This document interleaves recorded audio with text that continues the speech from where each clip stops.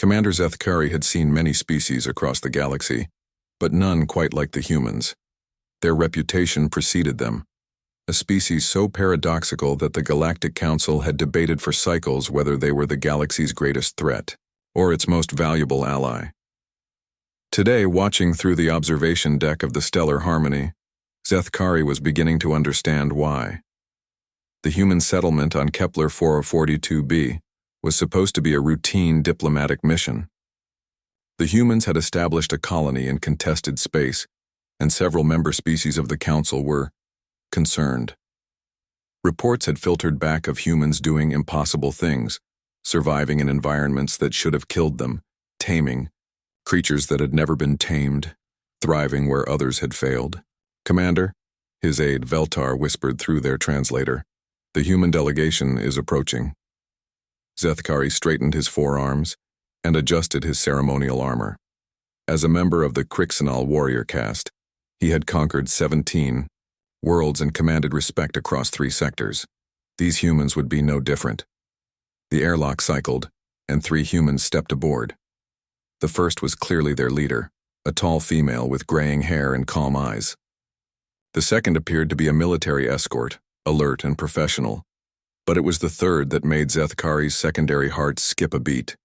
A small human child, no more than half the height of the adults, with bright eyes and a gap-toothed smile. It clutched something colorful in its tiny hands and bounced with barely contained energy. "Commander Zethkari," the female said, extending her hand in the human greeting gesture. "I'm Director Sarah Chen. This is Major Brooks, and this—" She glanced down with what Zethkari's cultural database identified as affection. "Is my daughter, Lucy. I hope you don't mind. Our childcare facility had an emergency and I couldn't leave her behind." Zethkari's mandibles clicked in what he hoped conveyed diplomatic understanding, though internally he was appalled.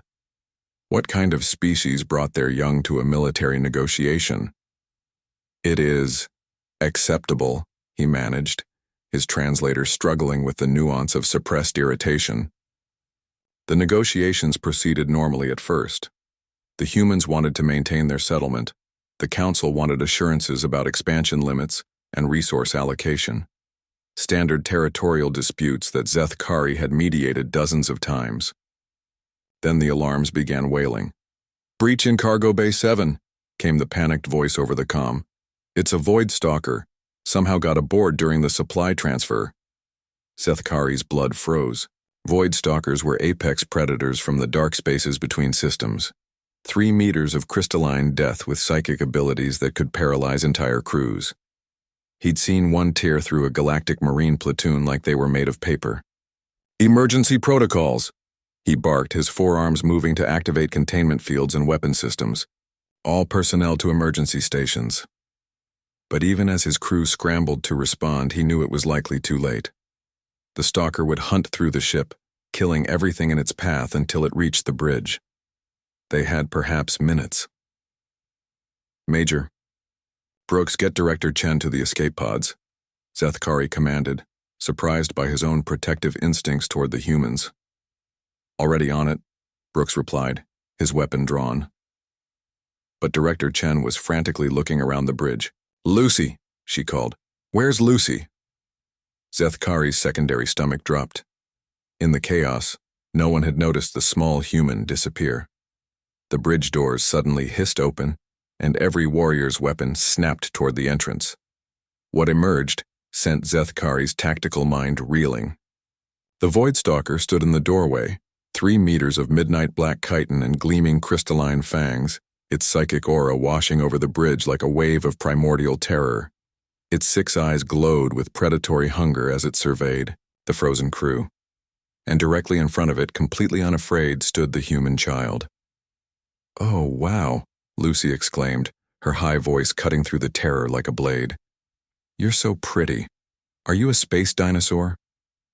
The Void Stalker's head tilted, its psychic emanations flickering with what could only be described as confusion.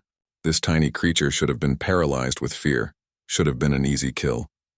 Instead, it was talking to it. "I have candy," Lucy announced, reaching into her pocket and pulling out something small and colorful. "Do you want some?" Mommy says sharing is caring.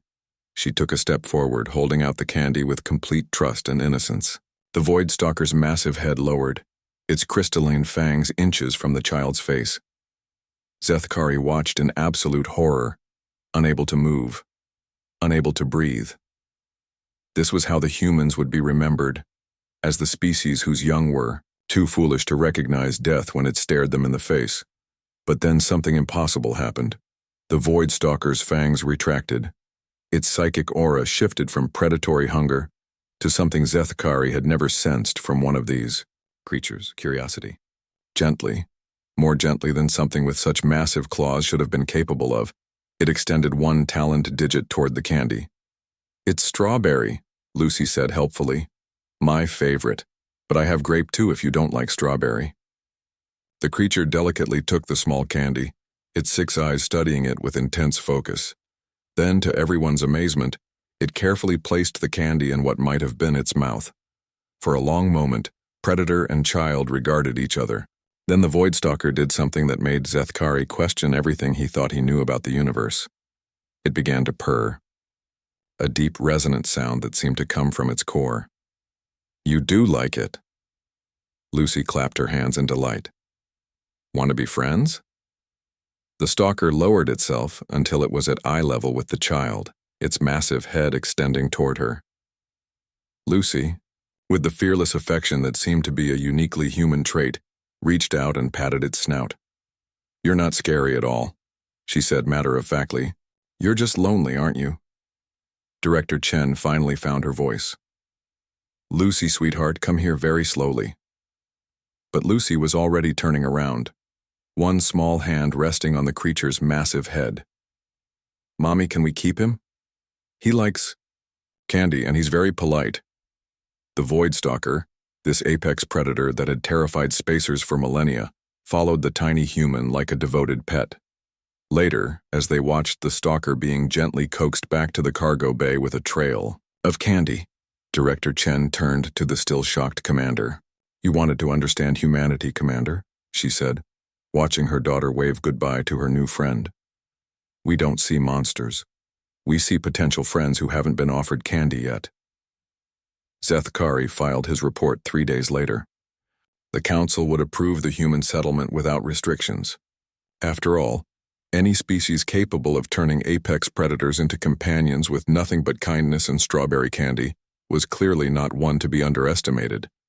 In the margin notes, he added a personal observation. Humanity's greatest weapon is not their technology or their tenacity. It is their absolute refusal to accept that anything in the universe cannot be befriended. The galaxy, he suspected, would never be the same.